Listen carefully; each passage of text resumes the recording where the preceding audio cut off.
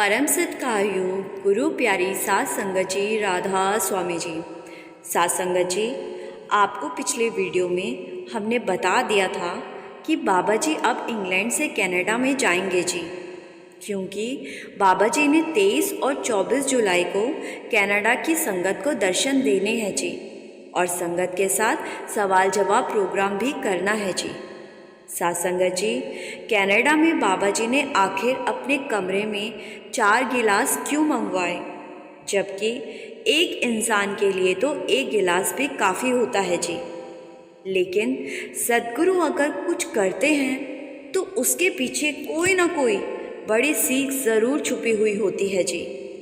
आइए सुनते हैं बाबा जी के इन 4 गिलास का रहस्य।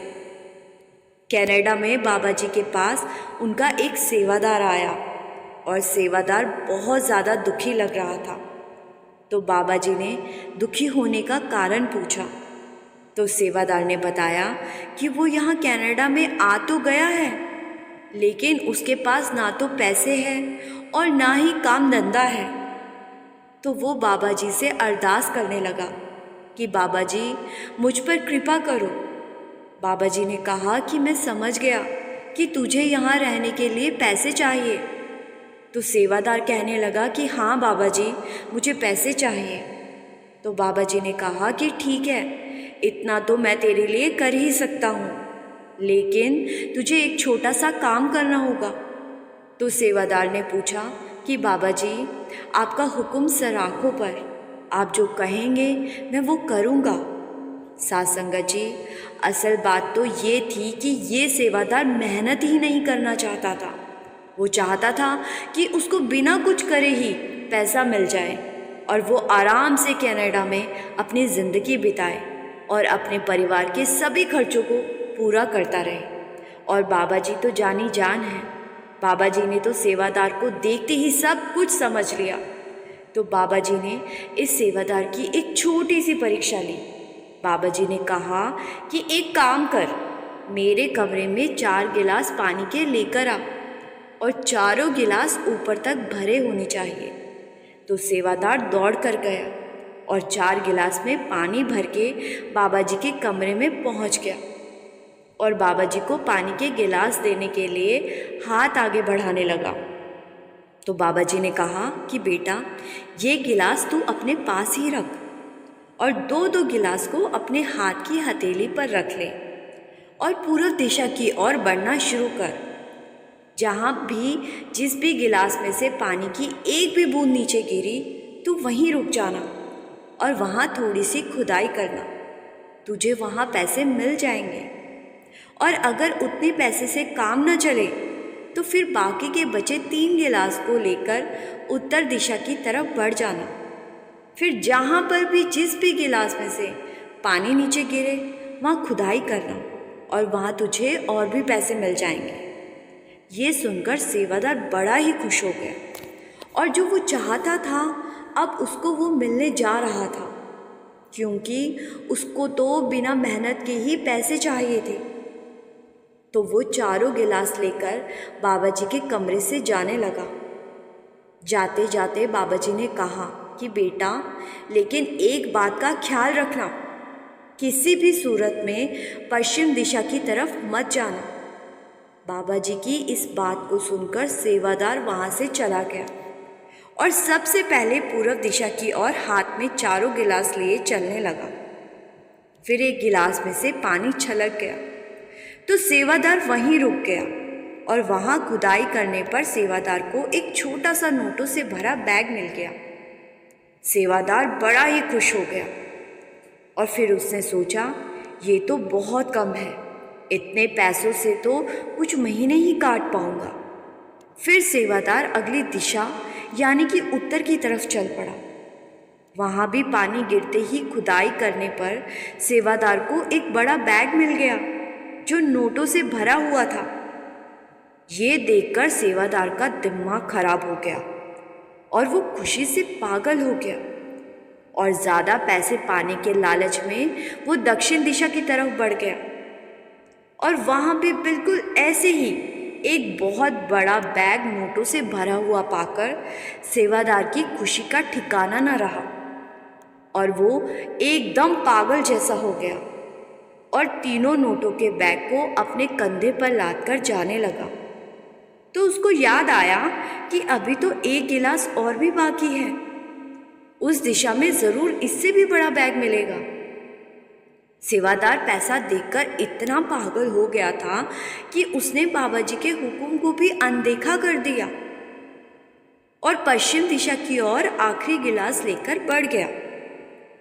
इतने पैसे पाकर वो भूल गया कि बाबा जी ने उसको पश्चिम दिशा की तरफ जाने से साफ मना किया था, क्योंकि उस समय उसके मन के ऊपर पैसे भारी हो रहे थे।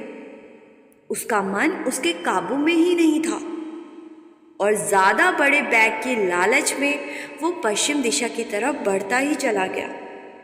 फिर जंगल के बहुत अंदर जाने के बाद उस आखिरी गिलास में से एक बूंद पानी के नीचे छलक गई और ये देखकर सेवादार बड़ा ही खुश हो गया और नोटों से भरे तीनों बैग को साइड में रखकर वो वहाँ खुदाई करने लगा। बहुत खुदाई की, लेकिन वहाँ कोई बैग नहीं था। सेवादार ने सोचा कि बैग बहुत बड़ा है, इसलिए बहुत नीचे खुदाई करने पर मिलेगा। खुदाई करते करते नीचे एक सुरंग आ गई, तो सेवादार ने सोचा कि वो बड़ा बैग इस सुरंग के अंदर होगा और ये सोचकर सेवादार सुरंग के अंदर चला गया और वहाँ एकदम अंधेरा था और सुरंग के अंदर एक कमरा था। सेवादार उस कमरे के अंदर गया तो वहाँ एक आदमी बैठा हुआ था। सेवादार को अंदर आते देखकर वो आदमी वहाँ से बाहर जाने लगा, तो सेवादार ने उसको आवाज़ लगाई और कहा कि भाई तुम कौन हो और कहाँ जा रहे हो। तो साध संगत जी, उस आदमी ने जो जवाब दिया वो हम सबको बड़े ही ध्यान से सुनना चाहिए जी। वो आदमी कहने लगा कि भाई मैं भी तेरी तरह एक लालची इंसान हूँ और मैं भी पैसे के लालच में यहाँ आ गया था। बाबा जी ने मुझे समझाया था कि पश्चिम दिशा में मत जाना, लेकिन मैंने बाबा जी की बात नहीं मानी थी, क्योंकि मेरे ऊपर तो पैसों का भूत सवार हो गया था और मैं यहाँ इस सुरंग में हमेशा के लिए कैद हो गया। फिर मैंने एक दिन बाबा जी को बहुत याद किया और बाबा जी से बहुत माफ़ी मांगी। मैंने अपने मन में बाबा जी से पूछा कि बाबा जी यहाँ से बाहर निकालने का कोई तो रास्ता दिखाओ। तो उस रात बाबा जी मेरे सपने में आए और बाबा जी ने मुझे कहा कि बेटा, जिस दिन इस सुरंग में तुझसे भी बड़ा कोई लालची आएगा उस दिन तू यहाँ से आज़ाद हो जाएगा, जब तक तुझे यहीं रहना होगा। फिर बाबा जी सपने में से चले गए और मेरी नींद टूट गई। उस दिन मैं बहुत ज़्यादा रोया, क्योंकि मैंने अपने सद्गुरु के हुक्म को नहीं माना और माया के जाल में खुद को फंसा लिया। उस दिन से मैं अपने से बड़े किसी लालची इंसान का इंतज़ार कर रहा हूँ और आज मेरा इंतज़ार पूरा हुआ। ये कहकर वो आदमी वहाँ से बाहर निकल गया और अब ये सेवादार अपने आप को कोसने लगा और बहुत ज़ोर ज़ोर से रोने लगा और कहने लगा कि पैसे के लालच में मैं अपने सद्गुरु को भी भूल गया और सद्गुरु के हुक्म को अनदेखा कर दिया। साध संगत जी, अब रोने से क्या फ़ायदा होना था।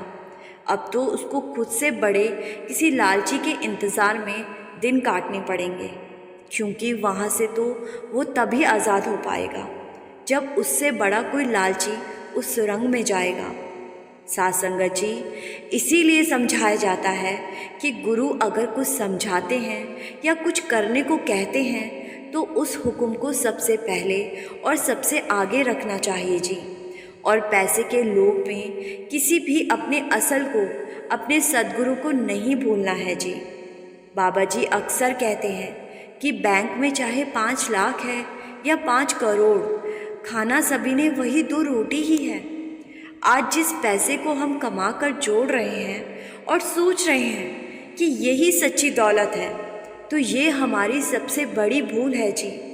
ये ठीक है कि बुरे समय के लिए अपनी कमाई में से बचत करनी चाहिए जी, लेकिन हम लोग क्या करते हैं, बचत किए हुए पैसे पर इतराने लगते हैं। हमारे अंदर एक अलग ही घमंड आ जाता है और हम मान कर बैठ जाते हैं कि इस दौलत से ऊपर इस दुनिया में और कुछ नहीं है जी। साथ संगत जी, हमें ये दो बातें कभी नहीं भूलनी चाहिए। मृत्यु एक अटल सत्य है जी, और प्रभु के नाम की कमाई असल दौलत है जी। बाकी सब यहाँ छलावा है। इन दो बातों के अलावा कुछ भी सच नहीं है। ये ठीक है कि दुनिया में जब तक हमें रहना है तो हमें अपने परिवार के सरवाइव करने के लिए पैसे की ज़रूरत पड़ती है जी, लेकिन पैसे के लिए इतने अंधे भी नहीं होना चाहिए जी कि फिर पैसे के अलावा और कुछ नज़र ही ना आए और हम खुद को इस माया जाल में फंसा कर बैठ जाएं। फिर तो हमारा हाल भी इस सेवादार के जैसा ही हो जाएगा जी। इसीलिए गुरु के हुक्म को मानकर ही अपने जीवन को जीना सीखिए जी। साथ संगत जी, साखी अच्छी लगी तो लाइक और शेयर ज़रूर कीजिए जी, और चैनल पर पहली बार आए हैं तो संगत के अपने इस चैनल को सब्सक्राइब ज़रूर कीजिए जी। गुरु प्यारी साथ संगत जी, राधा स्वामी जी।